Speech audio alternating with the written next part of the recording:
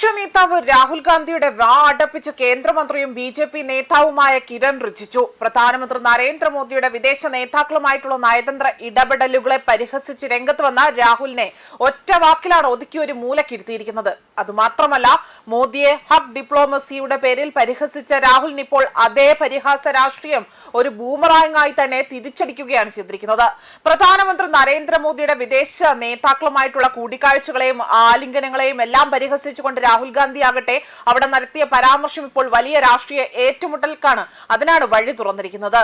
കോൺഗ്രസ് വേദിയിൽ വിദേശ നയം നേതാക്കളെ കെട്ടിപ്പടുക്കുന്നതിൽ ഒതുങ്ങുന്നതാണ് എന്ന രീതിയിൽ രാഹുൽ നടത്തിയ പരിഹാസത്തിനെതിരെ കേന്ദ്ര പാർലമെന്ററി കാര്യ മന്ത്രിയായ കിരൺ റിജിജുവാണ് ശക്തമായി തന്നെ ആഞ്ഞടിച്ചിരിക്കുന്നത്. മോദിയെ പരിഹസിക്കാനുള്ള ശ്രമത്തിൽ രാഹുൽ ഗാന്ധി സ്വന്തം പ്രതിച്ഛായക്കാണ് കേടുപാടാകാതെ തന്നെ, അല്ലെങ്കിൽ അതിന് കേടുപാടുകൾ സംഭവിക്കുന്ന രീതിയിലേക്കാണ് അദ്ദേഹത്തിന്റെ രാഷ്ട്രീയം ഇപ്പോൾ മുന്നോട്ട് പോകുന്നത് എന്നതാണ് വ്യക്തമാക്കുന്നത്. അതായത് ലാഫിംഗ് സ്റ്റോക്ക് എന്ന രാഷ്ട്രീയത്തിലെ ഒരു വാചകം ഉപയോഗിച്ചുകൊണ്ടാണ് കിരൺ റിജിജു വളരെ രൂക്ഷമായ വിമർശനം നടത്തിയിരിക്കുന്നത്.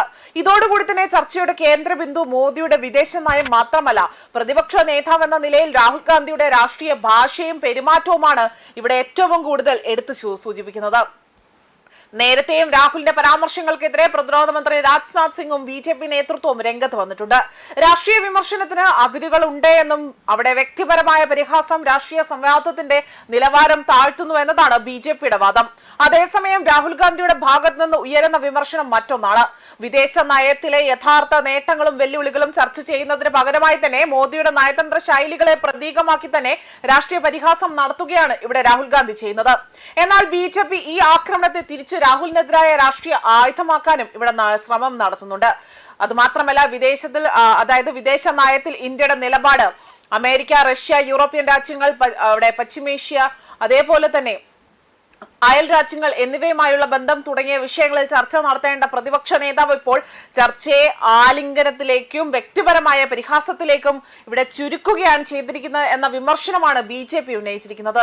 അതുമാത്രമല്ല, പ്രധാനമന്ത്രി നരേന്ദ്രമോദിയുടെ നയതന്ത്ര ശൈലിയെ ചോദ്യം ചെയ്യാനുള്ള അവകാശം പ്രതിപക്ഷത്തിനുണ്ട് എന്ന് രാഷ്ട്രീയ നിരീക്ഷകരടക്കം ചൂണ്ടിക്കാണിക്കുമ്പോഴും പരിഹാസത്തിന്റെ ഭാഷ രാഷ്ട്രീയ ആയുധമാക്കുമോ അതോ അത് തിരിച്ചടിയായി തന്നെ മാറുമോ എന്നതും ഒരു പ്രധാന ചോദ്യമായി തന്നെ ഇവിടെ ഉയരുകയാണ്.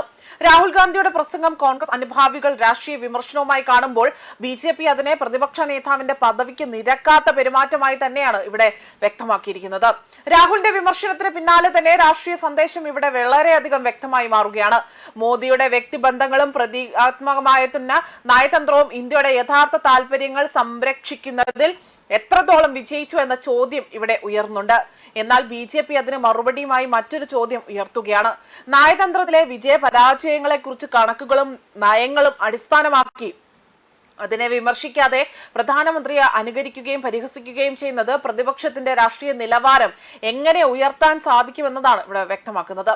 ഇതോടൊപ്പം തന്നെ രാഹുൽ ഗാന്ധിക്കെതിരായ പാർലമെന്ററി വിവാദങ്ങളും ബി.ജെ.പി. രാഷ്ട്രീയമായി തന്നെ ഉപയോഗിക്കാനും ശ്രമിക്കുന്നുണ്ട്.